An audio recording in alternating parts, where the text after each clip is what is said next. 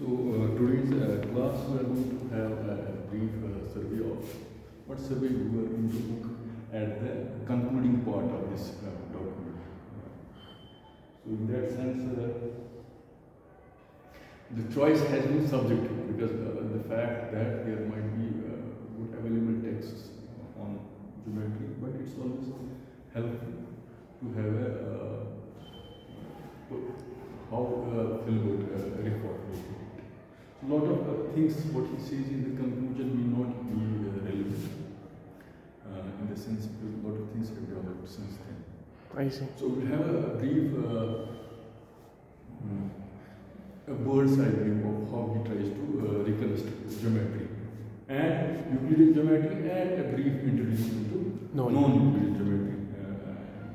That's it. For example, so I'm going to read some of the sentences and how he has tried to reformulate it. For example, so for example, the discussion starts with this thing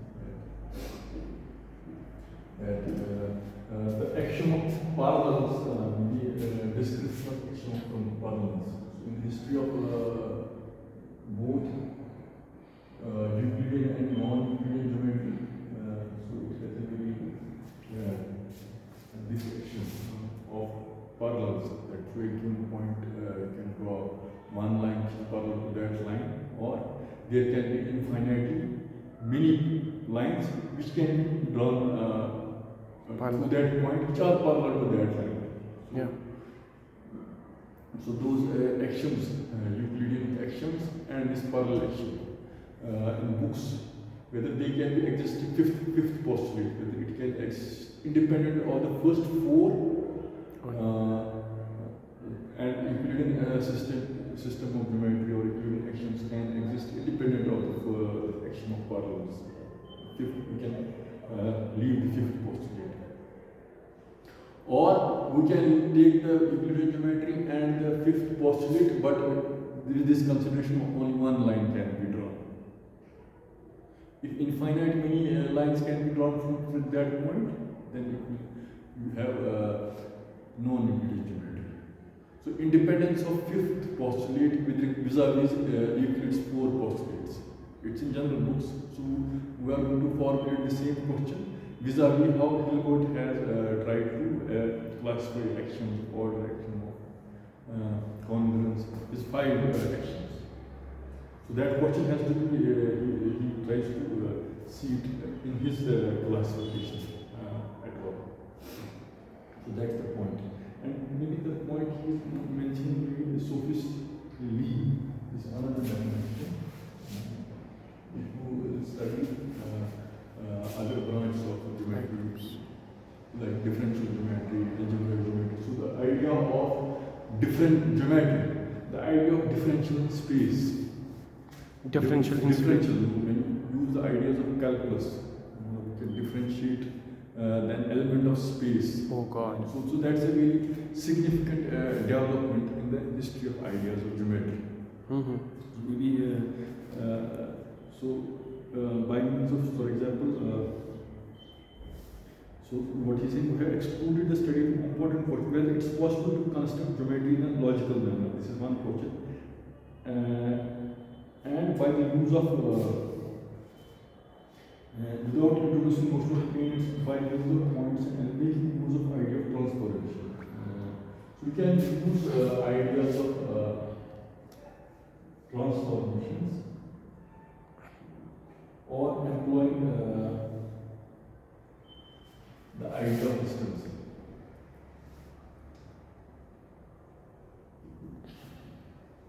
You might just like what is change in geometry something and space under certain set of operations. What is that remains invariant. If you remember in this book also we studied something called isometry and congruence. What are the invariant transformations if you take a space element? What are the invariant transformations which we are going with rotation, parallel transport and other things. So in the same way, apart from these ideas of this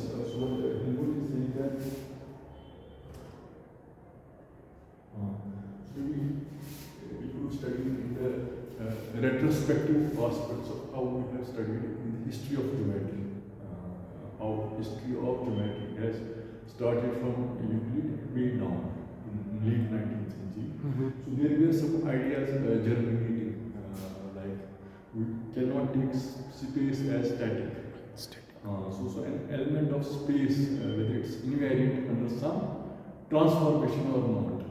So how our definitions of point, line, segment, plane, space, so that invariance under that transformation remains or not. So that relationship. So if you in physics we say something called on general metric, the distance between 2 points under some transformation, whether it will remain invariant or not.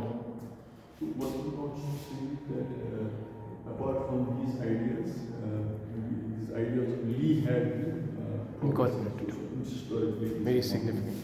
So maybe so now he has maybe assigned this job to another student. So if I read the passage, so what he's trying to say is you see the actions of, for example, connection, which you would have studied. 5 actions, action of connection, action of order, and also action of confluence. So if it's first, it's second, and this is fourth. So we had 4 actions. The fifth, 5 actions. The actions of Some connection, order, parallels, congruence, and continuity. continuity. And the third one is basically action of parallels. Third is action of So what I was saying was action of parallels in Euclidean geometry through one point, they can on one point. But if you take that this thing that we can show that there can be more than one line, parallel lines can be drawn through that point. Whether we can take it as separately as non-Euclidean geometry, this one way of studying it. So if in reverse scheme of things, the independence of parallel postulate, how can we take it? So in one classification, we can take action first, second, and fourth, and then draw this action parallels. Yeah. You got the point. Action of connection, order, action of confluence. How the action of Archimedes sorry. Action of not this. Action of Archimedes is excluded. Good point. In that action of Archimedes, you have ideal notions of continuity. So you can take these actions, but you can exclude because in that thing it gives some order relations, greater, less than, in a given number line. The points may be lying on one side or the other side. For example, if you say, for example, 4 points A, B, C, D of straight line, they are always there is A and C, which are separated from the two. A and C, which are separated from B and D. So A is separated from and B and D. Or if you take 5 points, for example, A, B, C, D, E upon the straight line always varies so that AC may be separated from B. AC may be separated from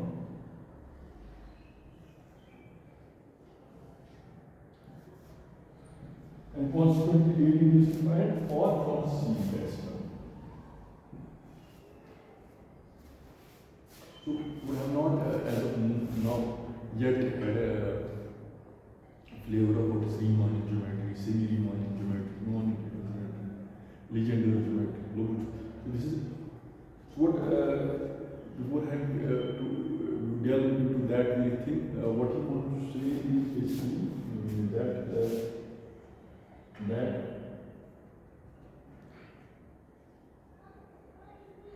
the geometry of Riemann have not considered is in this way not necessarily excluded. So Riemann's geometry can also come.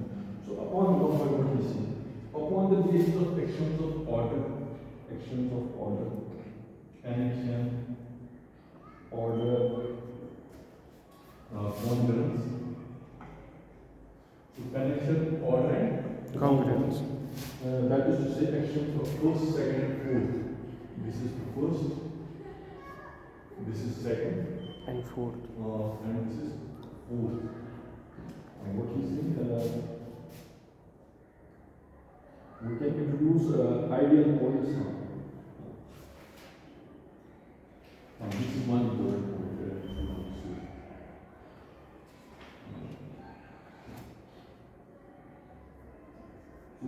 We call these ideal elements, we can construct ideal elements from straight line and ideal points. Now, the point I want to emphasize, or this is emphasize, is that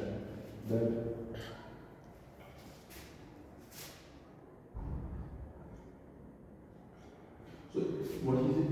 If with the exception of straight line P line, we got all straight lines at all points of a plane as elements of the new geometry, who may define a new kind of congruence. So we can define not congruence in the traditional sense of the word, the way we have been Defining it. So if you define congruence in a way which is defined,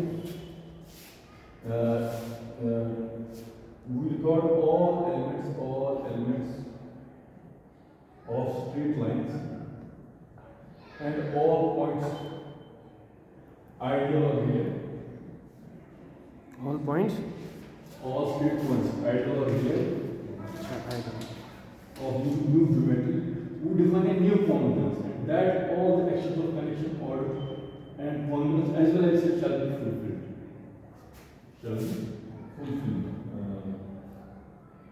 In this new geometry, the straight line T takes the place in the straight line infinity. So you can replace, if you make these modifications, the straight line at T takes place as straight line at infinity.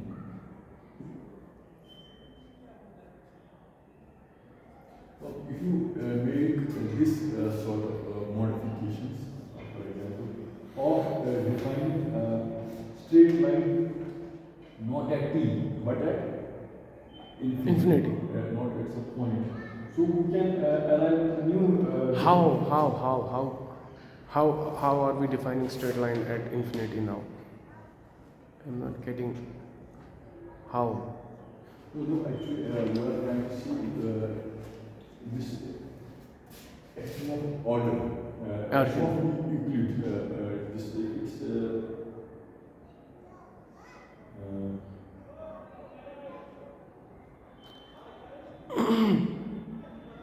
if it is excluded.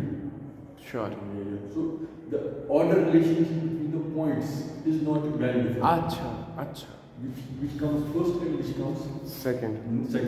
Yeah. Between 2 points. What is? So it's not well defined. I see. So now what we are trying to say, if you have some modification of if you construct action first, second, fourth without taking this action. Sure. So we can define points as ideal points. And from those ideal points, we can construct ideal straight lines. And from those ideal straight lines, you can construct ideal planes. God. So you normally define line between 2 points. You start from point A and you arrive at point. So this is difficult order. Yeah. But if the order is not defined, you ideally define at points at infinity. That's why how are we making that big jump that points at infinity? So we are not taking course. Sure, I got that. Now we do not have order. We can take it that way. He is defining it that way. We can take it that way. Now we can take ideally 1 point because there is no succession of things. We can take it, we define things as it's an ideal point. ideal line, ideal plane. So if you define things that way, it's a matter of definition only. Not Is it analogous to the line in as we study in Euclid's geometry? Because no, we have, it's analogous to that is only the fact that the action of this Archimedes. If you can we exclude- imagine it? What kind of line it would be? That's what I'm saying. So you can say that it meets at infinity. Can we intuitively understand it through, matlab, as this is the straight line, this is one point, this is other point. I know I have already drawn it, whether I know it or not. That order, issue body, issue path. You see, I have made it clear, and I have drawn a line, and I have got a picture. This is line. Now we are saying we are excluding exam of Archimedes, so now we do not know the order of points. Now, how am I to imagine that type of a line? You are trying to recourse the imagination. You have to restrict your imagination to the constructions which you are using. I see. There is not a priori space existing. Space is existing via this geometry. This is I common. So you have tried to construct Euclid and you say space is like that. Now you should change one of the assumptions of this. Space has changed. Space Itself and you modify this thing. Find the straight line. This one is ideal. So why are you changing these things? The point to emphasize is that so the freedom comes once you change one or the other postulate. So to a given point only one parallel line that can be drawn, or for a given point many parallel lines can be drawn. Good. Or if these are different actions, 5 actions. If you exclude one, for example, and take other 3, you can prove something. So that's it. Can you exclude one and prove something? Or it is necessary be required, all actions are required. So in the same way, if we define things that way, in this new geometry, straight line T takes place the straight line at infinity. This Euclidean geometry superimposed on non-Euclidean geometry will be called, this called in these words pseudo geometry. And there are notions like pseudo conics. Yeah. Why pseudo?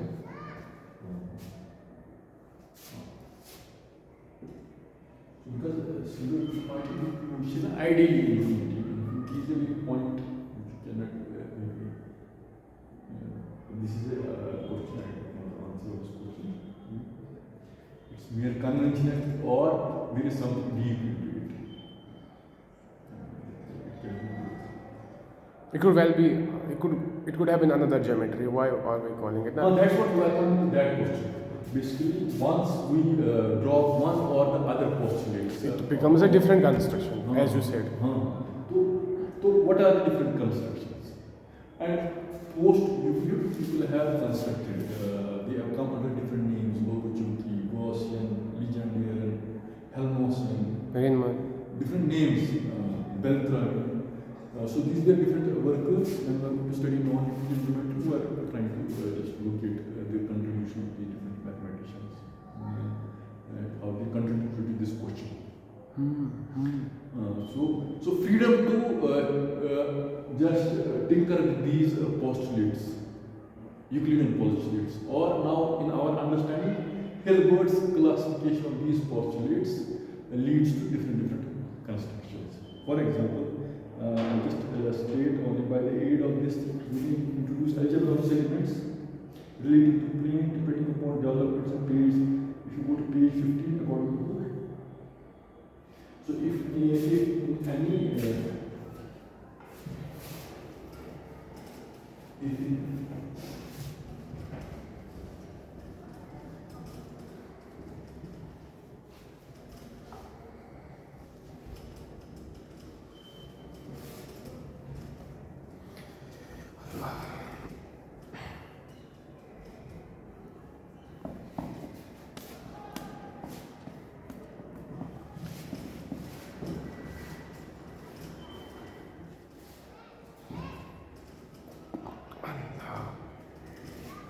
if in any, for example, if in any triangle the sum of angles is greater than, if in any triangle, sum of angles is greater than sum of angles is greater than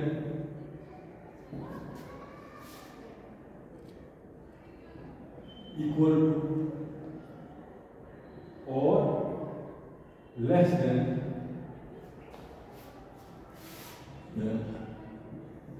two right angles. अच्छा.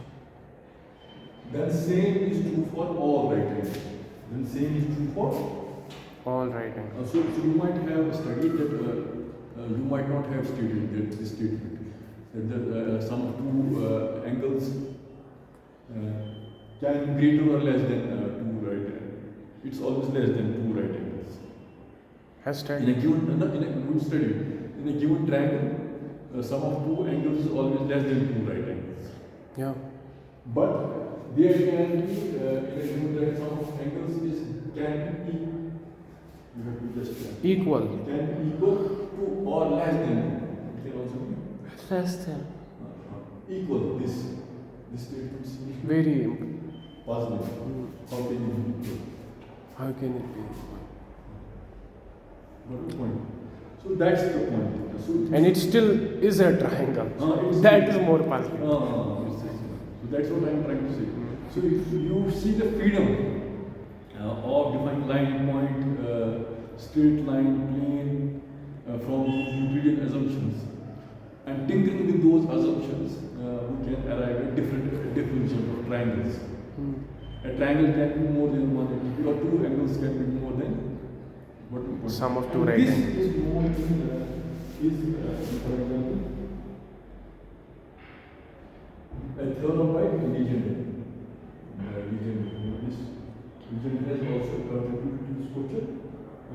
Legendre in his demonstration makes use of action of continuity. In the case where sum angles is equal to two right angles, this is the value theorem of Legendre. Now, if it is equal to two right angles, this result has been demonstrated by Legendre. Okay, so we postpone how he has defined an exercise, and when we study non-Euclidean geometry, we'll see how it is.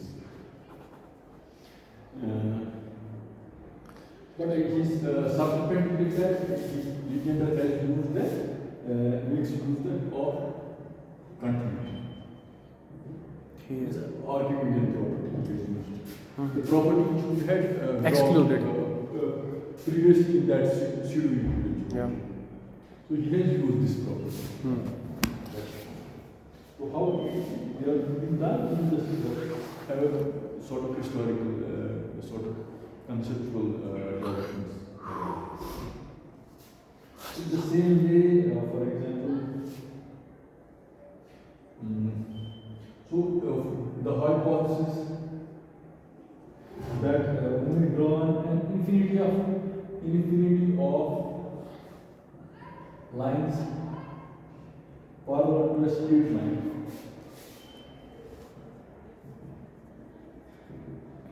it does not follow when we exclude the action of Archimedes. Then the action of some triangle is less than 2. Right? So if we exclude action of Archimedes, we can show that some of angles of triangle is less than 2 right angles. Here. If we exclude action, we can show that Some of angles of triangle, one is greater than 180. less than. One is less than Less. one is equal. So we can show it's less than 180. Or less than the sum of right. But the choice is that if you just draw the action. Draw one of the actions.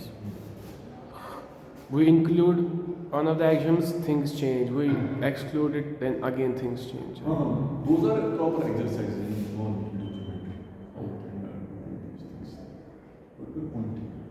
So we are just having brief the thing to show that the freedom here it is that you have to operate within the actions.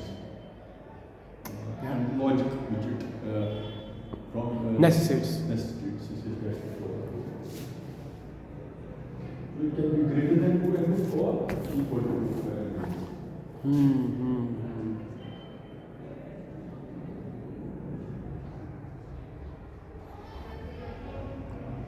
So, but what is if you see, so you can construct a geometry, you can construct a geometry.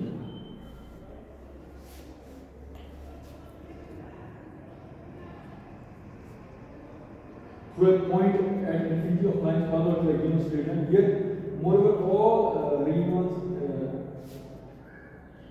we can construct a geometry here. All Riemann's elliptical geometry. So all these things are valid. We can construct a geometry which is also called Riemann elliptical geometry. Where all of these can be valid, greater than, less than, or Oh. equal to 1. So this is non-Legenders. Non-Legenders geometry. Yeah. वाह वाह वाह वाह खुदा है space is magical. It's not space. It's not logic. Construction of space. Our construction. Our freedom to just imagine subject to possible head stuff. Yeah. We exist in our triangle. Now, now what if we want to draw a chart? If we draw a chart of trying to just sort of how much freedom there can be in this, for example, sum of angles of triangle. So it can be less than Two right angles. it can be greater than Two right angles or equal. or Equal. so these are 3 cases. So through a given point, if you have this one other possibility, so through a given point, we may draw. We may draw.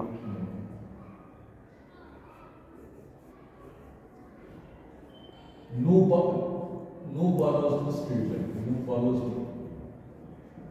So if you're using that thing, that to a given point you cannot. Normally we say in Euclidean geometry, to a given point you can draw one point.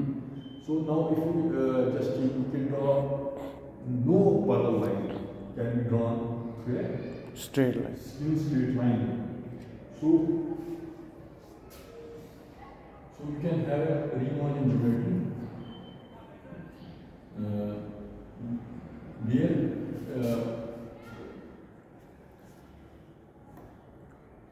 so I just it's less than so for the sake of you can take detail. So for you can construct a Riemann geometry. If you take this assumption, to a given point no parallel line can be drawn. From that you can construct a geometry, and from that geometry, the triangle which is constructed out of them with that geometry, the sum of it is greater than Two right angles. the sum of 3 angles of triangle are greater than 180. Two right angles. So in this, And that. the so second case is not possible. Can we construct geometry on geometry where no parallel line can be drawn from a given point? Can we construct a geometry where it is less than 2 right angles? So it's not possible in this geometry. In this geometry, It is possible. and can we construct this geometry taking these postulates of equal to 2 right angles? Yes, this is also not possible in this geometry. So you see the freedom.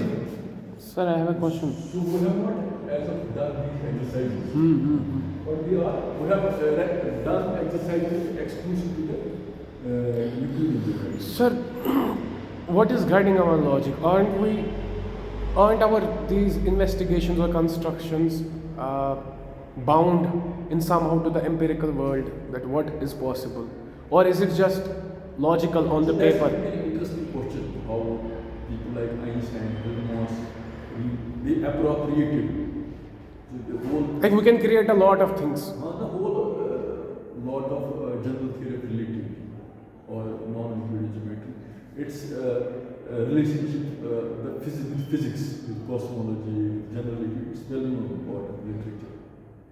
How we can map constructions in geometry in the constructions of physics, and which constructions are interesting. Or important.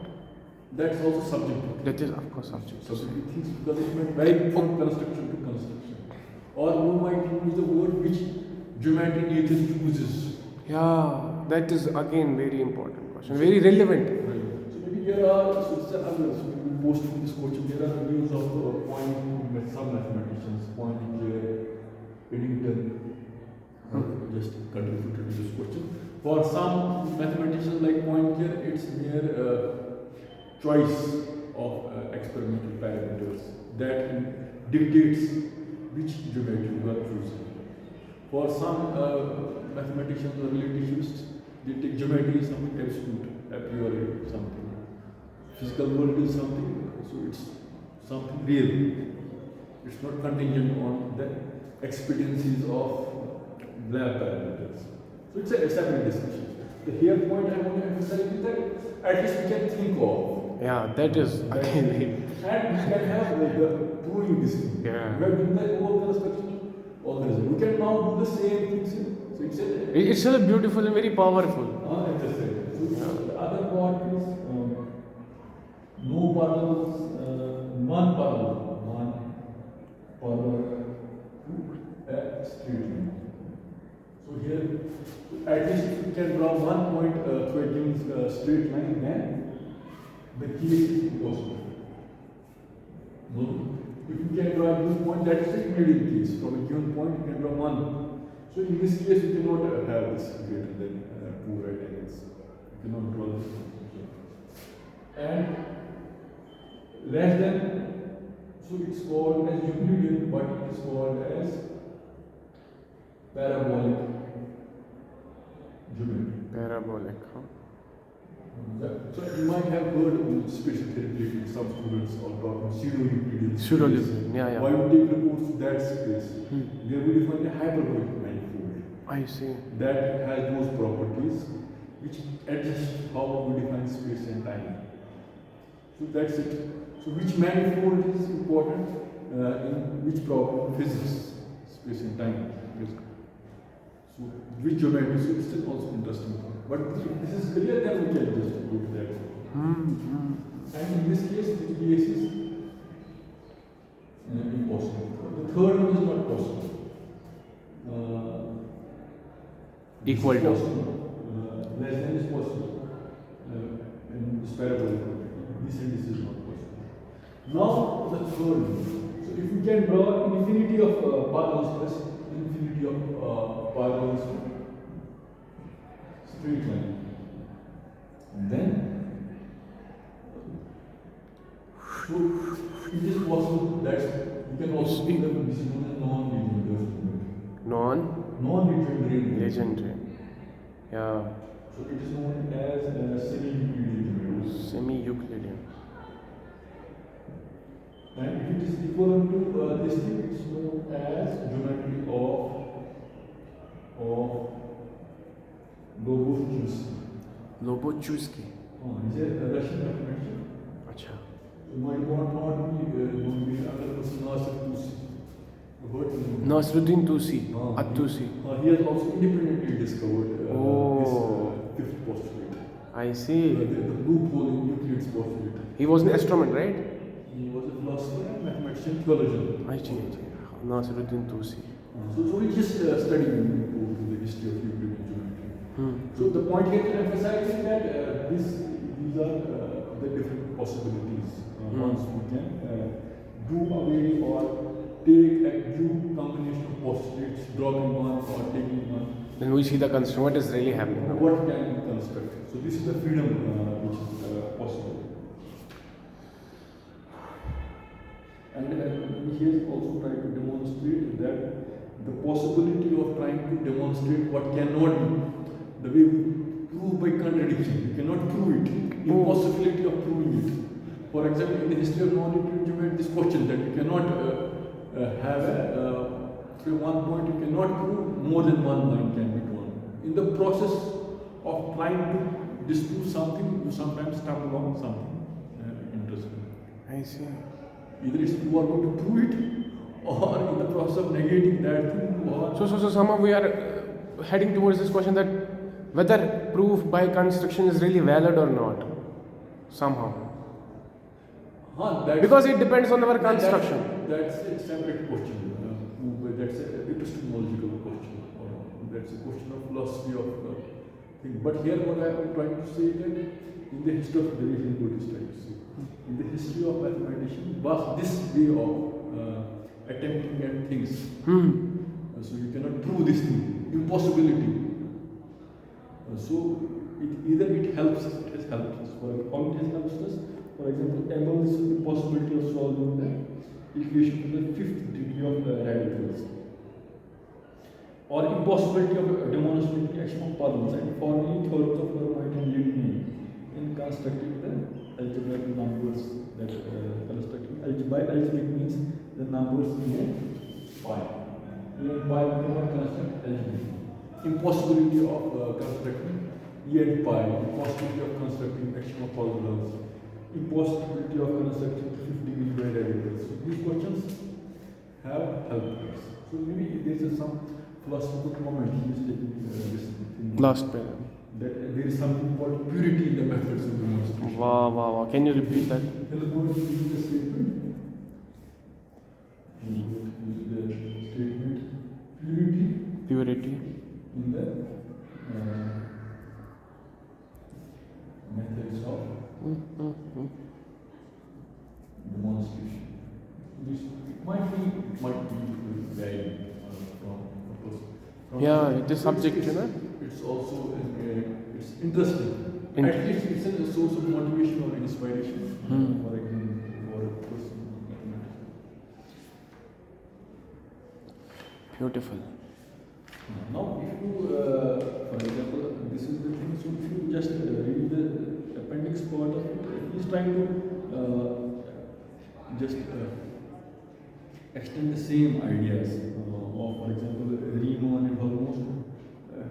Here, extending the same ideas which I have stated, like how Sophist Lee, an important Did that. has extended. So we study Lie groups or Lie. What I initially stated, how we can have displacements and infinitesimal transformations in space, which give us some sort of invariant relationships. So in modern day we use preserving maps which preserve deformations in space.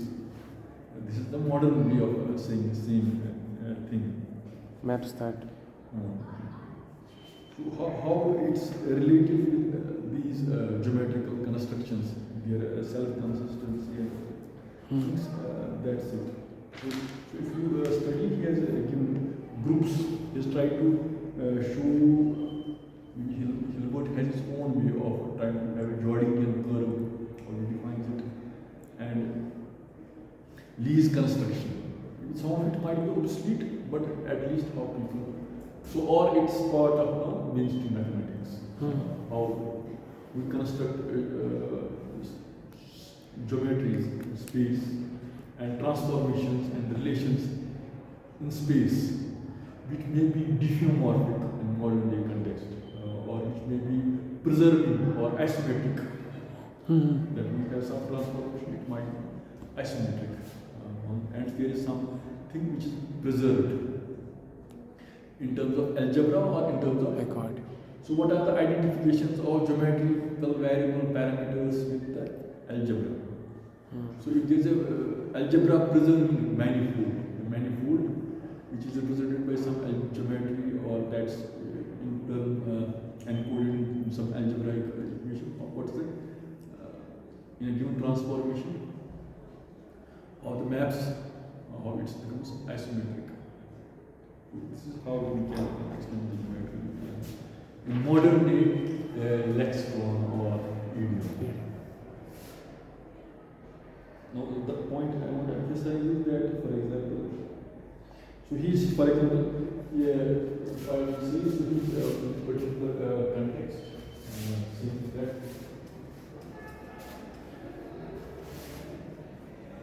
for example, geometry in which actions first and third, action of order, action of continuity, action of this, action of one, so are fulfilled.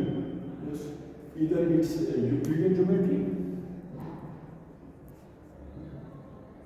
or it's Bulgari Lobachkian geometry. What are points? So if you take only these two combinations, We can create two constructions. Great, great, great, great.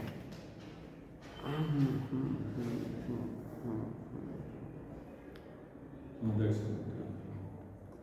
so if we have, for example, a using levels and it is that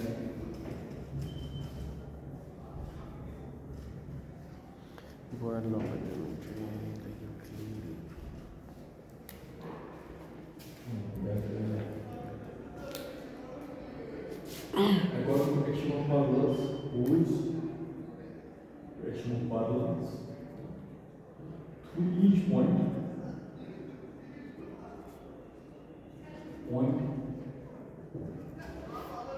there exist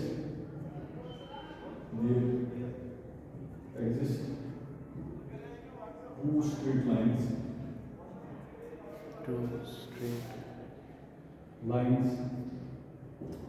which separate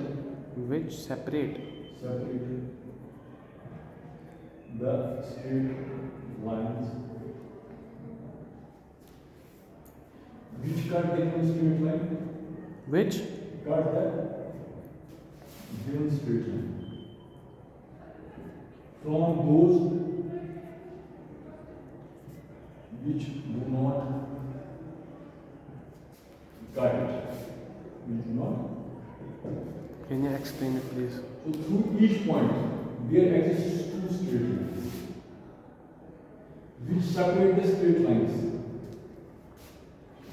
Separate the straight lines which cut from a given straight from given straight point from those which do not Cut.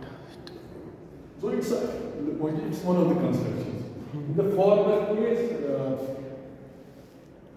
if it's the first place it cuts, then it's a geometry. And if it's not, if it doesn't cut, it's this Boolean loads in this geometry. And then, so point to emphasize is that there can be a lot of freedom in constructing these geometries, provided we either change these Axioms. axioms or combination of one, we drop one or other suitable combinations. If we modify some assumptions, like through a given point, We redefine what we mean by a point, or line, lines, exactly. angle. And even if we sometimes define the fifth, whether the validity of the fifth postulate is, now through a given point, only one line can be drawn. If we say two lines can be drawn, infinite line can be drawn. So we can imagine like these triangles or these right-angle relationships for studying geometry, they get modified. So now three angles in that geometry, the triangle is constructed in that geometry, which is constructed this way, less than or greater than 180. Or whether it's allowed or not, whether we can construct that triangle whose sum is greater than 180 degree. Right? We can construct that relative or not also. We cannot Under that construction. under that, so it's impossible in this construction. So in some construction Wow, it's wow, possible. wow, wow. That's Thank you so much. It was really amazing. Wow.